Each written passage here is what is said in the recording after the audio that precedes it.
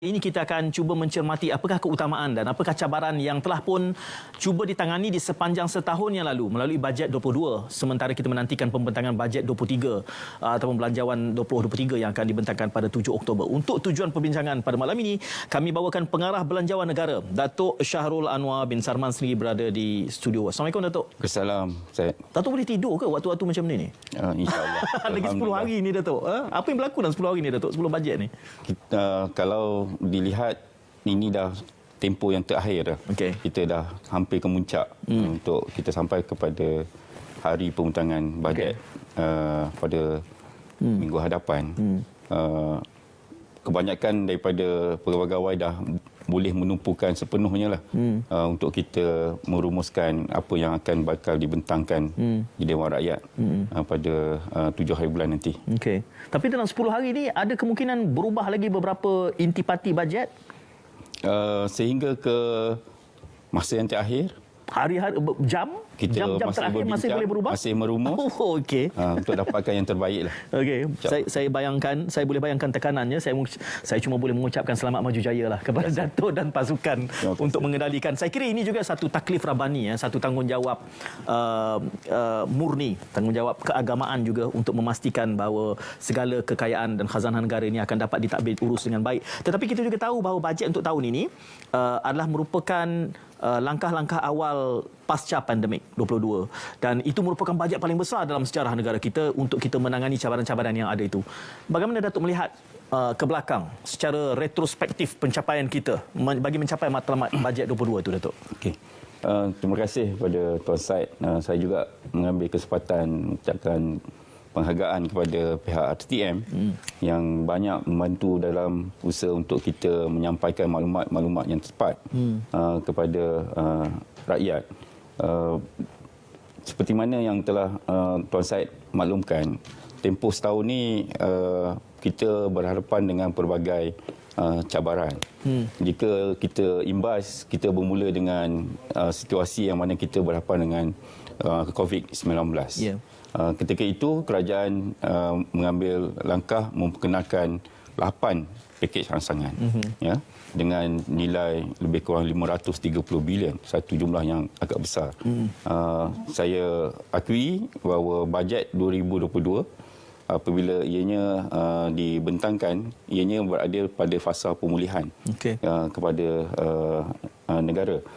Kerana yang lebih penting ialah kita pastikan seperti mana yang digarap dalam bajet, tumpuan kita ialah satunya kesejahteraan rakyat. Yeah.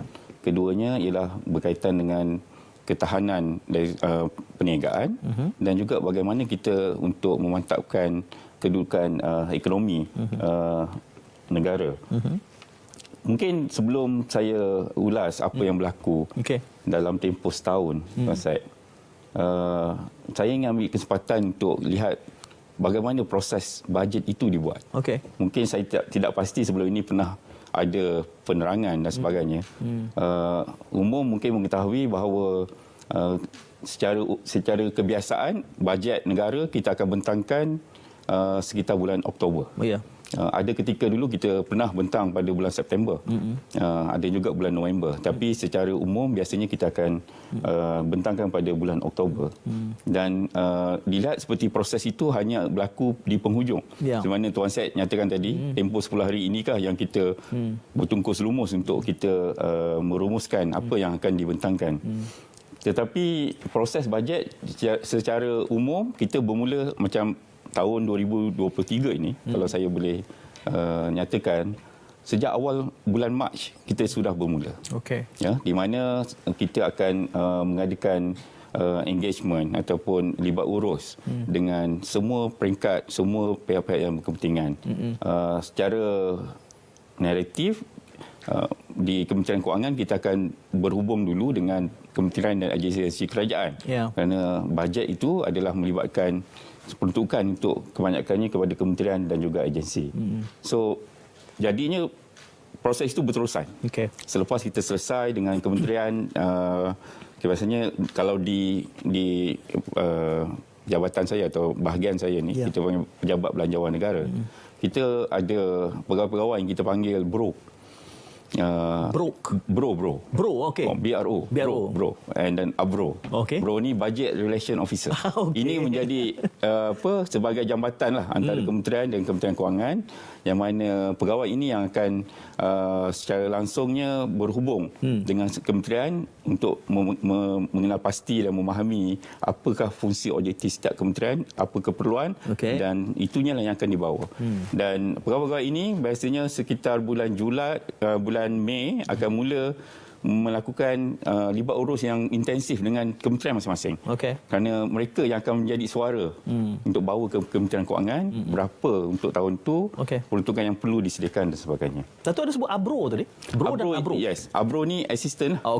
So jadi dia datang berpasang lah tu, Bro dan ABRO ni. Bro dan ABRO. So hanya di bahagian belanjawan negara kita ada. Itu yang istilah yang mungkin agak ranggi tu Datuk, Bro.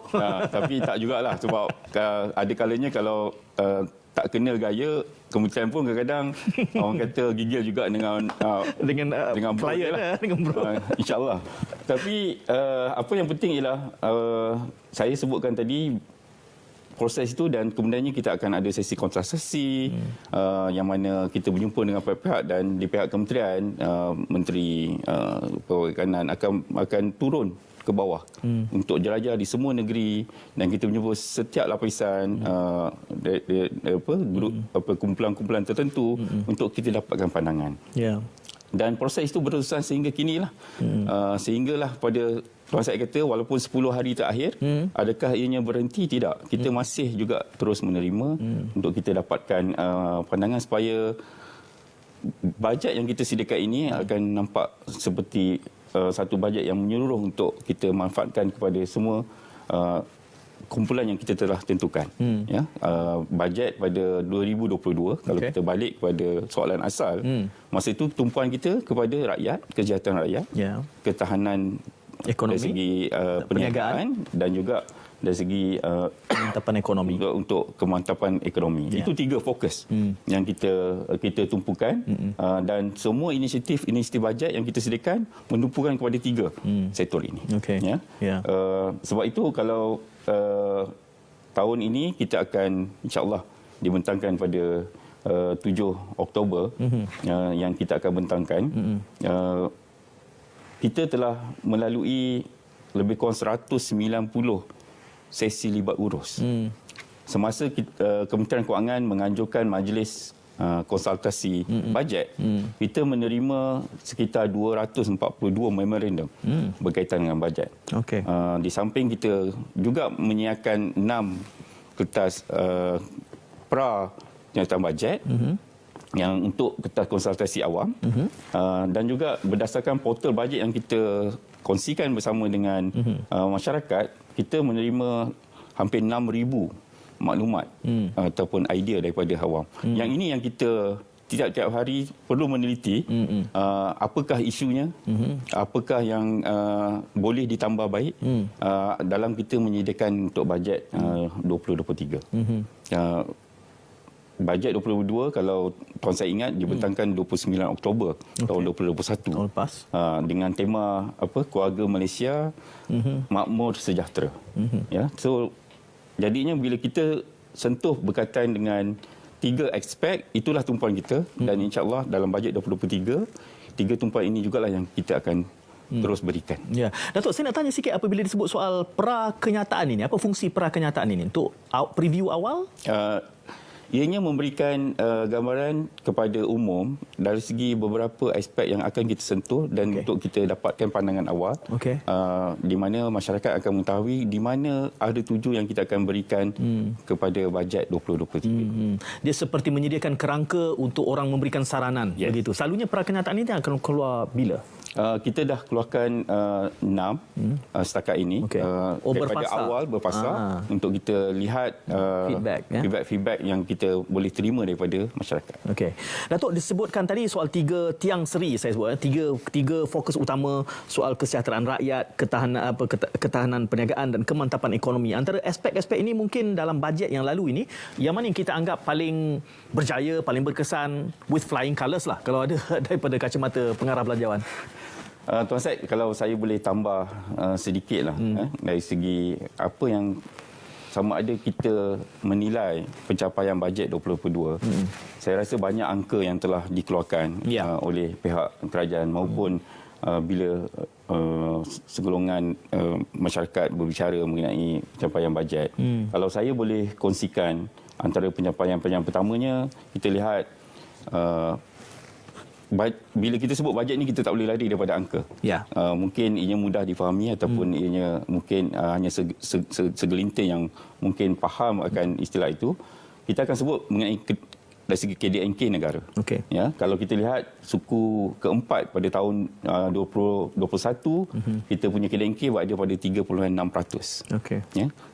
Tetapi pada suku pertama, KDNK kita positif bertambah baik pada kadar 5%. Dan terkini yang telah diumumkan baru-baru ini, suku kedua kita mencapai 8.9%. Ini menunjukkan kita berada dalam tempoh pemulihan di landasan yang betul. Ya, kita berada pada trend yang menaik. Keduanya, kita lihat dari segi angka berkaitan dengan pengangguran. Ya, untuk tempoh selama 12 bulan, kadar pengangguran kita bagi bulan Julai tahun 2022 telah menurun kepada 3.7% berbanding lebih kurang 5.3% pada bulan Mei tahun 2020. Yang maksudnya kalau 3.7% ni dalam istilah ekonominya, kita telah berada pada tahap guna tenaga yang penuh. Tetapi yang ini beri saya mungkin untuk ni sebab di luar sana masih ada isu yang kita perlu selesaikan. Ketiga, pengeluaran industri juga angkanya cukup baik, 12.5% untuk Julai 2022. Untuk jualan bagi sektor pembuatan juga naik 23.8%.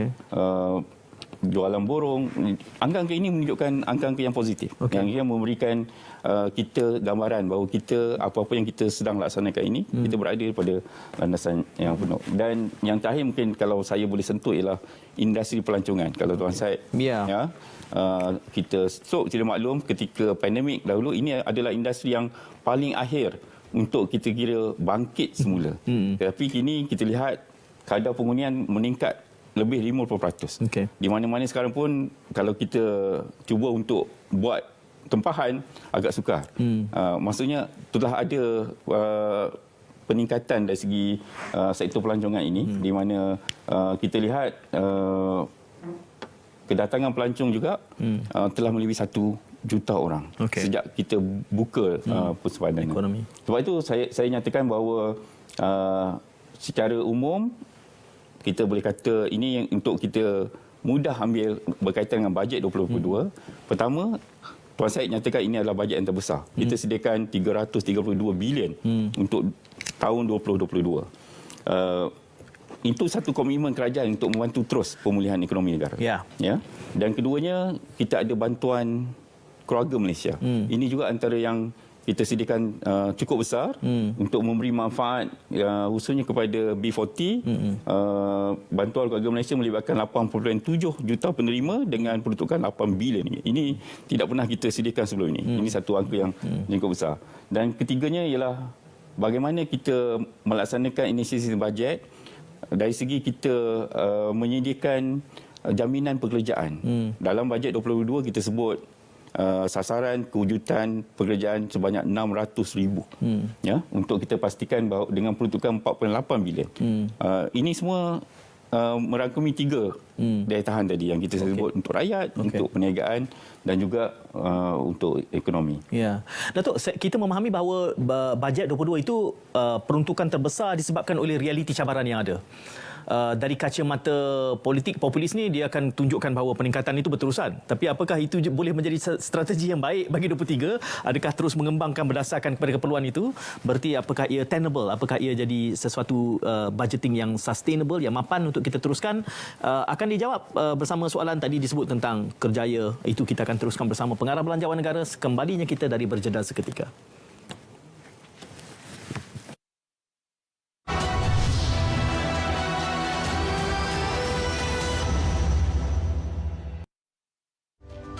Selain daripada kaedah menguruskan kerajaan dengan baik, kerajaan tidak ada pilihan melakukan beberapa intervensi secara persis dan tegas untuk mengawal rakyat daripada terbeban dengan kos sara hidup yang tinggi. Tak ada benda yang terlalu kecil bagi kerajaan. Selagi ianya masalah rakyat, bagi kerajaan semua adalah besar dan penting, dan kita kerajaan akan uruskan sebaik-baiknya bagi menjamin rakyat keluarga Malaysia dapat menikmati kehidupan dalam suasana yang mencabar ini.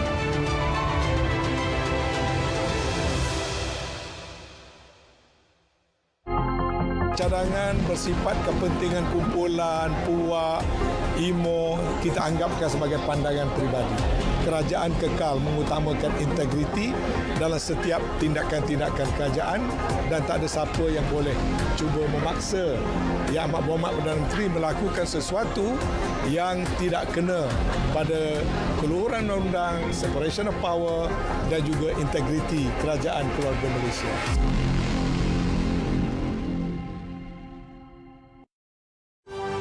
Bantuan khas keuangan bagi tahun 2023 dibayar kepada anggota perkhidmatan awam grade 56 ke bawah berjumlah RM700 dan RM350 bagi pesara kerajaan dan veteran tidak berpencen yang akan diberi pada Januari 2023.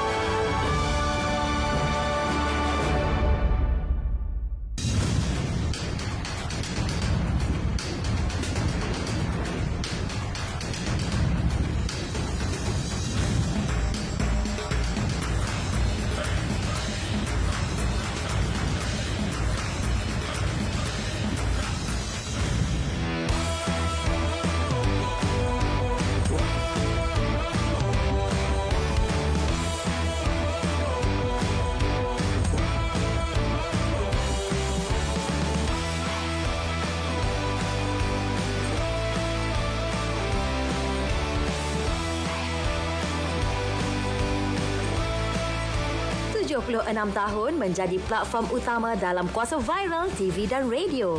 Kami di RTM pastinya boleh membantu melonjakkan prestasi perniagaan anda. Tunggu apa lagi? Jom iklankan produk anda di stesen berprestij kami hari ini.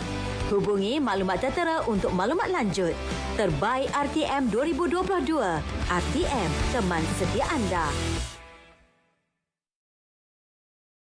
Anak yang tidak mendapat cukup makanan berkhasiat berisiko mengalami masalah berat badan, susut serta bantut. Kurang zat makanan akan menyebabkan anak kita kelihatan kecil dan rendah berbanding rakan sebaya, sering sakit, tidak aktif, bermasalah dalam pembelajaran, tidak produktif, kurang keyakinan diri dan berisiko kepada masalah penyakit lain.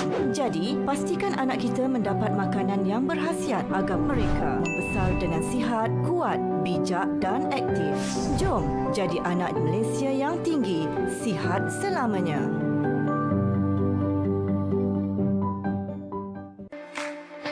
Amalan menderma darah mampu memupuk nilai murni dan tanggungjawab dalam diri sendiri serta masyarakat.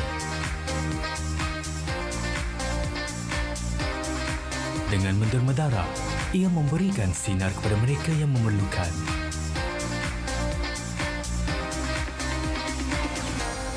Berikan sokongan anda. Jadilah penderma darah.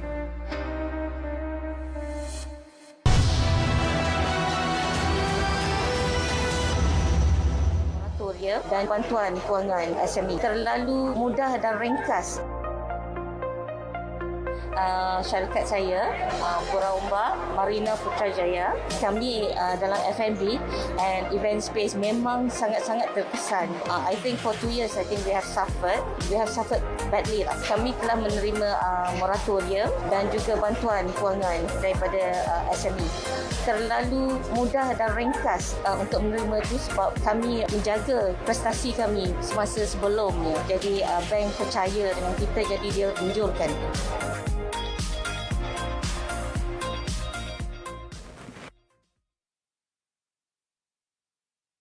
Tentunya bila bercakap soal bajet ini, ia memberi pengertian yang berbeza khalayak yang berniaga, rakyat awam. Penjawat awam dia tunggu ujung-ujung sebab bonus selalu di ujung je. Penjawat awam ni saya tengok itu dia punya trend dia. Tetapi kepada peniaga tentu ingin melihat bagaimana insentif ini boleh dimanfaatkan untuk revive, untuk mengembalikan semula kedinamikan perniagaan masing-masing. Saya bersama pengarah belanjawan negara. 10 hari lagi kita akan menerima pembentangan ataupun melihat pembentangan bajet, iaitu Datuk Syahrul Anwar bin Sarman. Hari-hari yang sangat sibuk saya pasti 10 hari ini, kerana saya dapat gambaran tadi sehingga ke hari-hari jam-jam terakhir boleh saja berubah lagi, melihat kepada elemen-elemen mutakhir yang masih dicuplik, yang masih dikumpul, masih dihimpunkan. Sebelum kita terus kepada isu yang berkait tentang kerja, saya ada sebutkan sikit tadi, saya gantung satu soalan, Datuk, kerana kita tahu bajet 22 itu bajet terbesar bagi memenuhi keperluan ketika itu. Kita nak hidupkan balik ekonomi selepas PKP yang panjang. Bolehkah kita mengekalkan momentum sentiasa besar bajet ini? Okey. Datuk. Terima kasih Tuan Syed. Seperti yang kita telah bincang tadi, kita baru sahaja beralih kepada pemulihan di mana kita baru beralih ke era endemik. Apabila kita menyediakan satu bajet yang besar untuk tahun 2022, kerana ketika itu kita perlu menyokong kepada 3 siang seri yang Tuan Syed maklumkan tadi. Dan kita dapati bahawa ketiga-tiga tiang seri ini masih perlu diperkukuhkan. Sama ada kita akan menyediakan satu bajet yang sama atau yang besar, akan melihat kepada keperluan untuk sejauh mana kita hadapan, dan kita pasti pada tahun depan cabarannya mungkin berbeza. Saya tak menjawab tadi bila Tuan Syed sebut antara aspek mana yang paling berjaya, yang mana dikatakan berjaya. Tetapi kalau saya balik kepada 3 tiang seri, kita kena pastikan bahawa ketiga-tiga ini perlu berada keseimbangannya sama. Kita tak boleh kata bahawa kita akan di samping kita beri ketumpuan yang penuh kepada kesejahteraan rakyat, kedaya tahan perniagaan juga penting, dan juga kedudukan ekonomi negara juga penting untuk mendukung secara keseluruhan.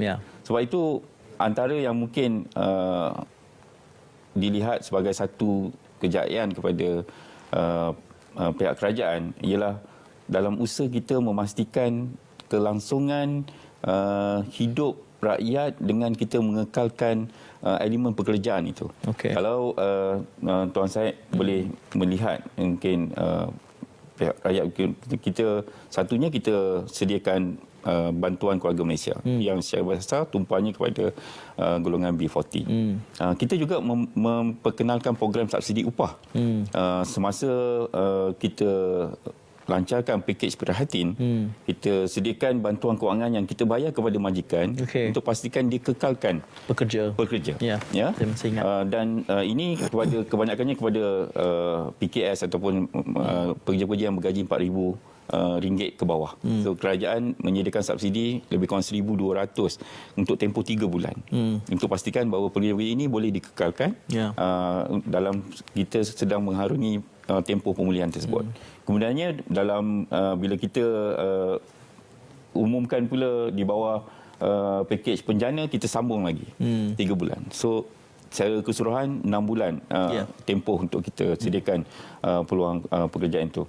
Dalam bajet kemudiannya kita perkenalkan pula program subsidi upah 5.0 ataupun biasanya kita sebut PSU lah, di mana tumpuannya kepada industri pelancongan. Kita sebut tadi industri pelancongan adalah industri terakhir yang kita cuba bantu untuk kita pulihkan, untuk kita bagi, dan sehingga Ogos, kalau saya lihat data yang saya ada ni, kita telah membelanjakan sekitar 221 juta yang kita bayar untuk kepada lebih kurang 8,000 majikan, dan ianya mampu ataupun berjaya mengekalkan hampir 125,000 pekerja.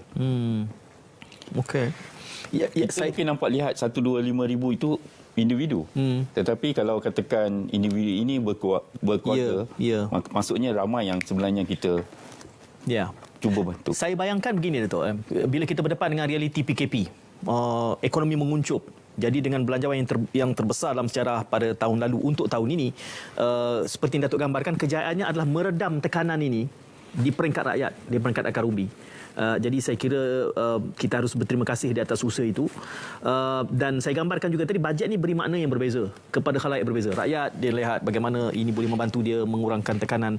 BKM 3 fasa 3 baru saja ini antara benda yang dekat dengan saya tengok dekat posting media sosial saya, ramai yang mula bertanyakan itu, tapi baru saja disbursement ya dilakukan. Ini melibatkan berapa jumlah ni untuk BKM fasa 3 ni? Ini bayaran fasa 3 dan juga kalau saya boleh tambah ialah rayuan BKM. Okey. Kerana rayuan ini mereka juga yang kita merayu buat pembayarannya. Kalau dilihat di bawah fasa 3 ini kita telah mulakan pembayaran ataupun kita kredit kepada akaun penerima bermula pada 20 September hinggalah ke 27 hari ini. Okey. Dalam tempoh itu kita buat secara berperingkat.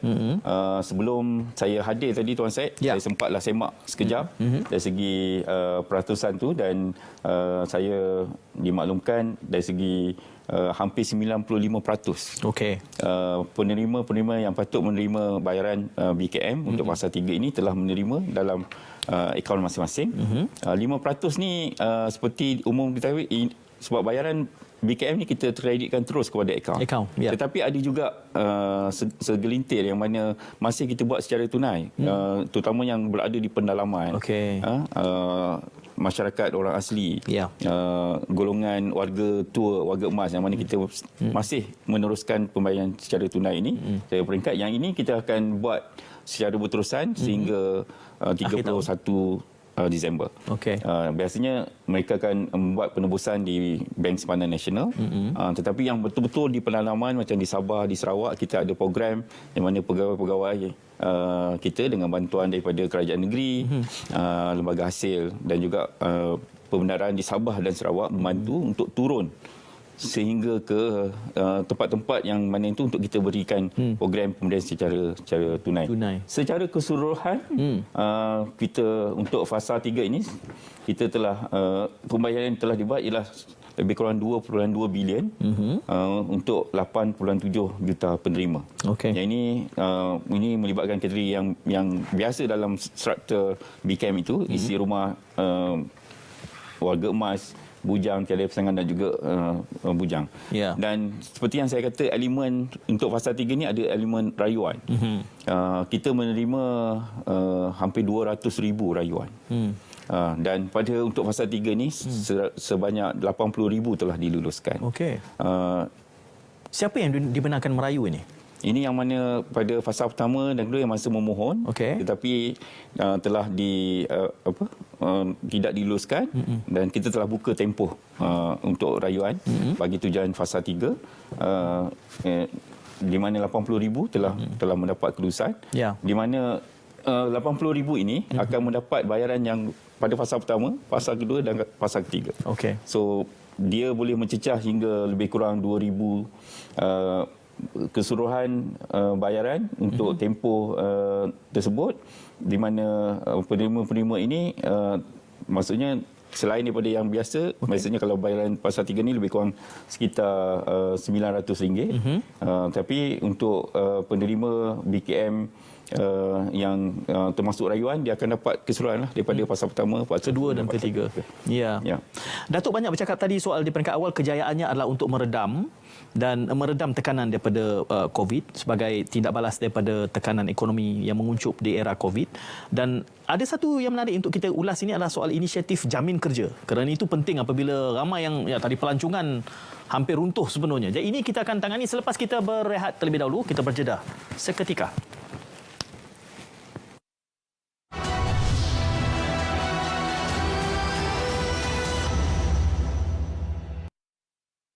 Siren amaran awal banjir ialah sistem pengesan kenaikan aras air secara automatik.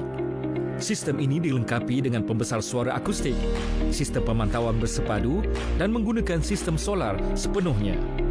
Selain itu, ia juga berupaya memberi arahan daripada Pusat Ramalan dan Amaran Banjir Negara ke stesen siren dengan kaedah voice activation. Keupayaan bunyi siren ini boleh menjangkaui 1 hingga 2 km bergantung kepada keadaan topografi setempat dan terdapat 2 jenis siren. Pertama, bunyi siren amaran.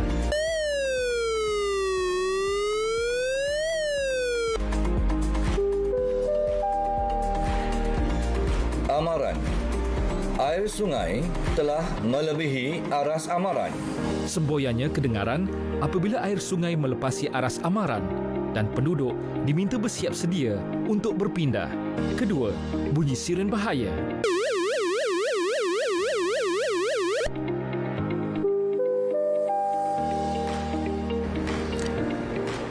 Bahaya. Air sungai telah melebihi aras bahaya. Ia diaktifkan setelah air sungai melepasi aras bahaya dan penduduk diminta untuk berpindah serta-merta. Sistem siren amaran awal banjir memberi manfaat kepada masyarakat untuk bersiap siaga menghadapi bencana banjir.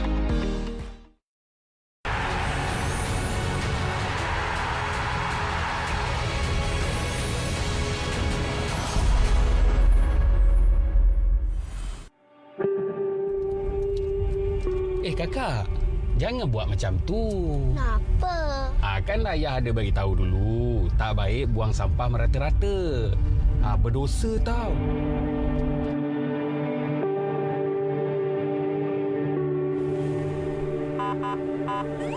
Kena dah. Saman ni. Tuan. Apa pagi, Cik? Minta IC, Cik? Boleh. Kesalahan lampu merah, Cik. Tuan, Tuan, kau timah sikit kan? Ayah, janganlah macam tu. Itu kan rasuah. Berdosa tau. Betul apa yang nak Cik cakap. Jangan lama macam tu, Cik. Ni saman. Maaf, Cik. Hati-hati madu, Cik.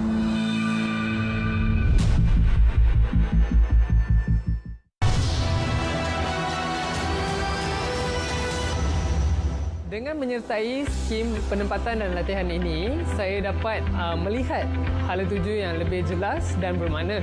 Nama saya Scott Raj Gopal. Proses pembelajaran telah berubah secara sepenuhnya dan dilaksanakan secara online.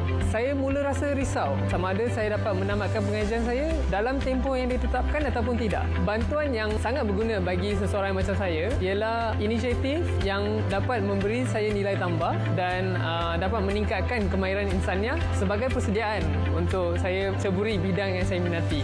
Untuk bersedia menghadapi sebarang kemungkinan pada masa akan datang, kita perlu peka dan rebut peluang yang disediakan oleh kerajaan. Melalui skim ini juga, saya mendapat sijil pengiktirafan Deep Learning Engineer yang membuka jalan untuk peluang pekerjaan yang lebih luas.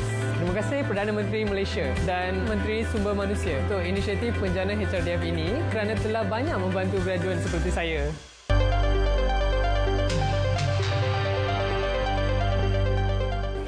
Ya, ini perbincangan awal menjelang pembentangan bajet pada 7 Oktober nanti. Menemani saya di waktu ini adalah Pengarah Belanjawan Negara Datuk Syahrul Anwar bin Sarman. Berkebetulan saya baru je sebut soal jamin kerja ni sebab ketika mana pandemik itu kita tahu realitinya. Dan masih bahkan sampai sekarang masih ramai lagi yang terjejas, belum ada jaminan. Ini kita belum sentuh underemployment. Kita sebut unemployment. Underemployment ini satu perdebatan yang lain pula. Jamin kerja ni selepas dilaksanakan, jadi bagaimana pencapaiannya? Apa yang boleh kita kongsikan, Datuk? Antara inisiatif utama saya sebutkan awal tadi ialah usaha kita untuk mengekalkan ataupun dengan sasaran mewujudkan lebih kurang 600,000 peluang pekerjaan. Ya, kita menyediakan pertukaran di dalam bajet 2022 sebanyak 4.8 bilion. Itu jamin kerja. Di masa yang sama dalam konteks Tiang Seri kedua untuk ketahanan daya tahan perniagaan, itu juga ada program yang kita panggil Semarak Niaga. Di mana kerajaan menyediakan pembiayaan dan jaminan bernilai lebih 40 bilion untuk membantu pemulihan dan membina semula kapasiti daya saing perniagaan.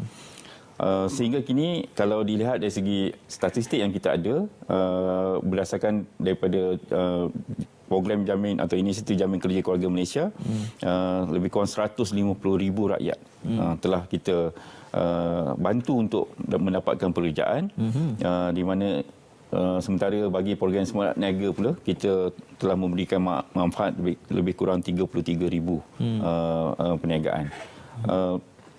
Sekiranya ada mungkin masyarakat di luar yang berkesempatan untuk lihat portal yang ada di Kementerian Kewangan. Pada masa ini Yang Berhormat Menteri Kewangan pun masih lagi meneruskan laporan kewangan rakyat yang diberikan. Dan satu menarik kalau kita lihat portal ini hanya contoh. Saya dapat lihat contohnya kejayaan seorang pengusaha Tuan Syed Muhammad Khalid. Beliau merupakan pemilik perniagaan Nurtitah Enterprise. Ini berkaitan dengan perniagaan keropok lekor yang terletak di Hulu Selangor. Telah berkecimpung hampir 14 tahun dan terjejas semasa tempoh pandemik. Ada juga Puan Siti Suraya yang di Kampung Setia Kelang. Beliau merupakan pengasas menghasilkan produk-produk berasaskan Rozelle. Mereka ini antara pengusaha yang mendapat manfaat daripada inisiatif yang Semarak Niaga, di mana mereka mampu bertahan dan bangkit semula mengembangkan perniagaan mereka. Maka pencapaian-pencapaian seperti ini, seperti Tuan Syed maklumkan, kita sedar, kerajaan cukup yakin walaupun kita telah membantu seramai yang kita mampu, di luar sana masih ada yang masih memerlukan inisiatif ini untuk diteruskan. Dan sesuatu yang kita memberikan pertimbangan penuh apabila kita membentangkan bajet 2023 kelak, bahawa inisiatif yang baik ini InsyaAllah akan diteruskan. Ya, apabila Datuk menyebut itu sudah pun memberikan gambaran macam akan diteruskan. Akan ada pasal susulan. Datuk dah senyum itu. Datuk belum boleh umumkan secara rasmi sebab 7 Oktober itu kita nantikan. Tapi itu sudah gambarannya. Cuma Datuk, saya tanya sedikit tentang 150,000 pekerjaan yang ditawarkan itu. Kedudukannya apa? Tetap, kontrak? Atau ianya pelbagai. Contohnya kalau saya boleh ambil salah satu yang kita perkenalkan dalam bajet 2022 ialah program MyStep. Yang ini kita sasarkan kepada golongan graduan yang baru tamat dan untuk mencarikan pekerjaan. Kita letakkan jumlah sasaran kepada sektor awam dan juga di sektor swasta untuk mengambil pada satu tempoh yang mana ada kadar yang kita tetapkan di mana graduan-graduan ini akan diserap dalam sektor pekerjaan untuk satu tempoh selama setahun. Kalau kita umumkan berdasarkan keadaan semasa, tempoh pengambilan MyStep ataupun itu sehingga 30 Jun tahun 2023. Sekurang-kurangnya kita menyerap golongan ini untuk terus mendapatkan, dan maklum malas yang kita terima walaupun itu satu tempoh singkat, ada juga syarikat ataupun yang terus mengambil secara tetap kerana performance graduan ini terus diserap dalam pasaran. Ini hanya tempoh peralihan dan di masa yang sama mereka juga boleh terus untuk mendapatkan pekerjaan yang lebih bersesuaian dengan kelaikan masing-masing. Seingat saya Datuk tahun lalu juga diwujudkan jawatan kuasa pemantauan bajet 22 dan menariknya juga kerana dipengerusikan sendiri oleh Yang Berhormat Perdana Menteri. Jadi apa perlunya pemantauan ini dan apa pencapaian yang boleh kita kongsikan dengan penubuhan jawatan kuasa pemantauan ini? Kita melihat bahawa apabila kita membentangkan bajet 2022 pada satu jumlah yang cukup besar, kesediaan untuk Yang Berhormat Perdana Menteri sendiri mempengerusikan jawatan kuasa pemantauan menggambarkan komitmen bahawa kita adalah cukup serius untuk memastikan semua inisiatif bajet ini dapat dipantau dan juga dilihat dari segi progresnya itu seperti mana yang dirancang. Kita ada dua dari segi jawatan kuasa ini. Pertama, jawatan kuasa induk yang mana ianya dipengerusikan jawatan induk pemantauan bajet 22 yang dipengerusikan sendiri oleh Yang Berhormat Perdana Menteri, di mana peranan ialah untuk kita pantau pelaksanaan, kita tetapkan hala tuju dan kita lihat apakah keputusan-keputusan ataupun pengurusan yang diperlukan ke atas pelaksanaan inisiatif bajet 2022. Di sebalik jawatan kuasa induk, kita juga ada jawatan kuasa teknikal. Yang ini dipengerusikan sendiri oleh Yang Berhormat Menteri Kewangan. Dan kedua-dua jawatan kuasa ini bermesyuarat secara berkala. Di sini yang kita akan lihat kalau sekiranya ada isu, ada dasar, dan kita mendapatkan keputusan secara terus daripada jawatan kuasa untuk memastikan inisiatif itu tidak terhenti. Maksudnya kita akan buat penyesuaian dan kita akan olah supaya semua isu yang kita boleh selesaikan akan diputuskan di peringkat kedua-dua jawatankuasa ini. Dan intervensi yang kita buat inilah yang akan memastikan pelaksanaan semua inisiatif dapat dipantau secara terus oleh peringkat tertinggi dalam negara. Saya boleh bayangkan banyak sangat intervensi, banyak yang perlu dilakukan. Kita pun ada jawatankuasa jihad inflasi. Ini semua antara bentuk intervensi yang perlu bagi kita menangani di peringkat akar umbi. Cuba menyelami apakah cabaran-cabarannya. Nanti kita akan kembali bersama Pengarah Belanjawan Negara Datuk Syahrul Anwar untuk melihat dan mempelajari apakah lesson learned daripada bajet tahun lalu. Teruskan kesan anda.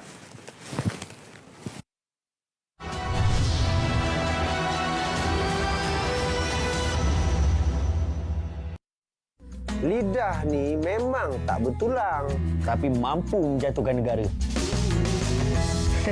Mogi suayan seri tadi keseliwan ngak, hambeti saya tetap peti. Lagi-lagi kalau di media sosial. Satu dunia boleh tengok. Tak masuk syurga orang yang sebar fitnah. Rugi. Di sini mengata. Sana bergaduh. Sudahnya. Pecah belah. Jika datang kepada kamu seorang fasik membawakan satu berita, selidikilah kebenarannya terlebih dahulu. Supaya kamu tidak menimpakan satu kaum disebabkan kejahilan kamu. Inikah yang kita nak wariskan kepada generasi kita? Di dalam betul tak? Cukup-cukuplah tu. Demi anak-anak. Demi keluarga. Demi agama. Demi bangsa. Demi masa depan kita. Hentikan fitnah di media sosial. 50% daripada kanak-kanak berinteraksi melalui media sosial tanpa pemantauan ibu bapa, manakala 60% kes serangan seksual melibatkan kanak-kanak. Alam cyber telah menjadi sebahagian daripada kehidupan dan penyumbang ke arah kemahiran intelektual. Dengan teknologi yang sentiasa berevolusi, dunia dalam talian kini boleh diakses pada bila-bila masa melalui peranti elektronik. Sebagai ibu bapa, anda perlu sedar bahawa anak anda boleh terdedah dengan ancaman seperti buli cyber, seksual, menjadi ketagihan internet, terlibat dengan permainan dalam talian yang melampau serta ke arah penipuan dalam talian atau scam. Jadilah ibu bapa yang hebat di alam cyber, proaktif, mendidik, bersahabat, mengawal selia dan memimpin mereka. Sentiasa bijak, sentiasa selamat bersama ke arah kesejahteraan cyber.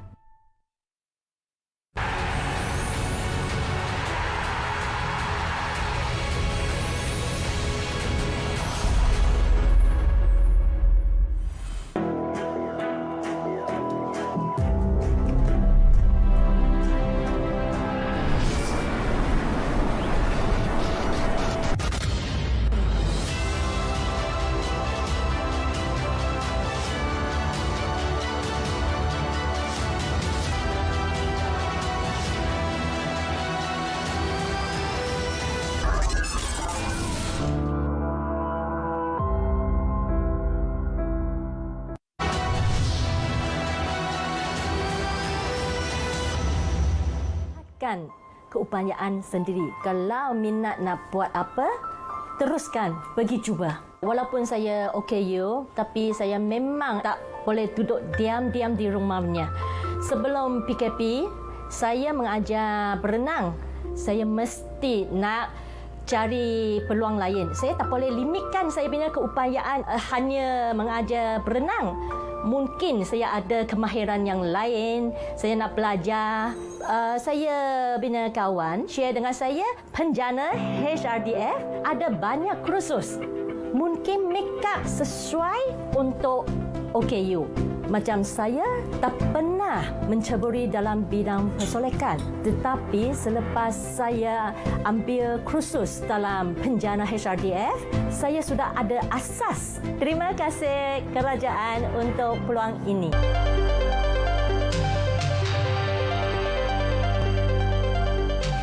Ya, ada banyak saja pihak yang menerima manfaat daripada peruntukan yang disediakan pastinya.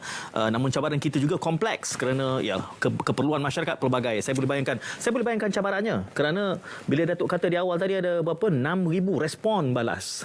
Saya boleh bayangkan wah. Cuma saya tak balas itu. Saya tak termasuk dalam 6,000 tu Datuk. Kalau saya tambah tu akan menambah lagi pening Datuk agaknya. Tapi mengambil kira keperluan rakyat yang pelbagai ini di pejabat belanjawan negara, apa cabarannya untuk menentukan keutamaan yang kelihatannya sangat dinamik dan berubah di sepanjang tempoh setahun itu? Sehingga kan misalnya saya sebutkan tadi adanya jihad menangani inflasi. Jadi, apa cabarannya di sepanjang bajet yang lepas itu? Bila kita sebut bajet, ianya berkaitan dengan bagaimana kita menguruskan kita punya aliran tunai kerajaan untuk menampung segala aktiviti, program, inisiatif yang telah kita umumkan. Apabila kita gubal bajet 2022 pada tahun lepas, kita belum berhadapan dengan beberapa konflik seperti peperangan antara Ukraine dengan Rusia dan sebagainya. Peningkatan harga komoditi yang menyebabkan kita terpaksa menanggung. Satu elemen cabaran besar ialah contohnya dalam bajet 2022 kita hanya sediakan peruntukan untuk subsidi sekitar 31 bilion. Okey, ya. Tetapi bila berlakunya kesan peperangan, masalah dari segi rantaian global ini dengan harga komoditi yang turun naik dan sebagainya, peruntukan subsidi ini secara tidak langsung meningkat sehingga hampir 80 bilion. Iaitu di luar jangkaan kita. Not budgeted. So daripada 31 ke 80 itu satu jumlah yang cukup besar untuk kita buat penyesuaian. Kerana itu semakkan semula kepada peruntukan kepada semua kementerian, aktiviti terpaksa dilakukan. Ini memberi cabaran bukan sahaja kepada di peringkat Kementerian Kewangan, tetapi rakan-rakan kita di kementerian lain juga merasa kesannya. Tetapi itulah tumpuan kerana sekiranya kita tidak mampu untuk menyediakan subsidi yang berpatutan untuk diberikan kepada rakyat, kos sara hidup itu akan jauh lebih tinggi. Ianya akan memberi masalah yang lebih besar kepada pihak kerajaan. Kita perlu faham bahawa keadaan subsidi ketika ini kita merupakan kita panggil subsidi yang bersifat menyeluruh. It's a blanket subsidies. Saya ambil contoh mudahlah dari segi petrol. Ya, petrol ni semua orang dapat. Semua dapat. Sama ada B40 ke M40, T20. M40 dapat lagi banyak. Sebab sisinya lagi besar. Itu satu yang kita perlu lihat, sama ada kita perlu lebih bersasar untuk kita pastikan bahawa jumlah yang besar ini dapat kita, adakah ianya sustain ataupun tidak, so that kita boleh alihkan kepada peruntukan yang lain untuk kita bantu dalam kita 3 teras ataupun 3 tiang seri yang kita bicara lebih awal tadi. Bagaimanakah kita seimbangkan antara ketiga-tiganya tersebut. Apabila Datuk menyebutkan ini, contoh tadi daripada 30 bilion tiba-tiba naik 80 bilion, itu perubahan 50 bilion tu. Dan Datuk sebut ini aliran tunai ni. Macam orang meniaga lah. Orang meniaga dia akan faham. Jadi nak cucuk kalau orang kat luar dia kata cucuk kat mana nak cari 50 bilion tu, bagaimana keseimbangan itu dicapai semula? Selalunya bagaimana dilakukan? Biasanya kita akan usahakan bajet kita seperti kita umum 332 bilion untuk tahun ini. Apabila berlakunya kesan-kesan luar jangka ini, ini yang kita katakan kita buat penyesuaian bajet. Sama juga kita menguruskan bajet sendiri. Kalau katakan kita bajet untuk bulan ini dalam normal keadaan, kita katakan ada mungkin 3,000 lah untuk kita uruskan keperluan. Tetapi bila sesuatu berlaku di luar jangkaan, maka kita akan buat penyesuaian berdasarkan apa yang kita ada. Yang itu yang kita akan lihat, di mana biasanya di Kementerian Kewangan kita akan melakukan perbincangan dengan semua kementerian di mana yang kita boleh sebab kita tak nak bila kita buat sesuatu, kita mengurangkan bajet, ini cukup memberi kesan kepada ekonomi di mana kita masih dalam tempoh pemulihan itu. Yang itu kita kena seimbangkan. So dalam konteks 332 yang kita ada, yang itulah kita buat penyesuaian. Kita buat penyesuaian. 50 bilion itu bukan kecil. Tetapi sikit-sikit kita perlu merasalah untuk kita pastikan bahawa apa yang kita rancang untuk pemulihan ekonomi itu berjalan, kesejahteraan rakyat masih terjaga. Sebab itu kita lihat bahawa tempoh pemulihan ini masih ada lagi yang belum kita selesaikan. Betul. Ya, yang itu akan berterusan. Lesson learned Datuk daripada pengalaman bajet 22 tu dengan realiti kita era endemik. Kita sudah mula masuk endemik, mana pasca pandemik itu. Tetapi kita juga mendapat gambaran 2023 akan kekal menjadi tahun yang mencabar gambarannya. Inflasi masih terus meningkat, kemerosotan ringgit juga. Jadi dengan pengalaman kita berdepan dengan realiti baru pasca pandemik, bagaimana kita merencanakan pelajaran kita tu untuk merencana bagi tahun depan 23? Saya melihat satu aspek yang mungkin kita boleh tekankan ialah dari segi penyampaian inisiatif bajet ini kepada kumpulan-kumpulan sasar. Ya, kita selalu menggalakkan supaya sama ada dari kalangan rakyat, industri, apa-apa inisiatif yang kita sediakan itu dapat disampaikan sehingga ke akar umbi. Ya, peranan pihak media, RTM khususnya yang banyak membantu pihak kerajaan supaya inisiatif ini sampai dan boleh dimanfaatkan. Kita masih mendapat laporan bahawa ada ketikanya walaupun contohnya bantuan keluarga Malaysia dalam siri-siri jelajah yang kita turun ke negeri-negeri, ada juga yang masih tidak mengetahui wujudnya inisiatif itu. Ya, ini yang perkara yang kita rasa mungkin ada perkara yang kita perlu perbaiki dari segi penyampaian, walaupun kita ada di era teknologi yang kita boleh sampaikan semua, tapi masih ada yang mungkin tercicir tanpa sedar. Yang itu kita perlu perbaiki untuk kita gunakan keseluruhan jentera yang ada di peringkat daripada persekutuan yang ada di atas, di negeri, di daerah. Bagaimanakah kita boleh sampai kepada golongan ini untuk mereka mendapat manfaat yang disediakan. Termasuklah sama ada rakyat, perniagaan, khususnya PKS, dan juga menyumbang balik kepada pertumbuhan ekonomi negara kemudiannya. Saya cuba memahami, Datuk, kelompok yang sebagaimana yang tidak menyedari bahawa ada pakej bantuan untuk mereka di pedalaman. Ada juga yang kita jumpa di kawasan bandar. Yang tidak mengetahui bahawa ada kemudahan ataupun ada inisiatif yang disediakan untuk mereka. Jadi bukan hanya di luar bandar. Tidak diketahui. Yang itu kita sedang memperhalusi di mana silapnya. Kerana luar bandar mungkin kita agak jelas. Betul. Tetapi bila kita jumpa kadang-kadang bahawa wujud juga di bandar yang tidak mungkin sampai. Yang ini yang kita perlu perbaiki untuk kita buat tahun 2023.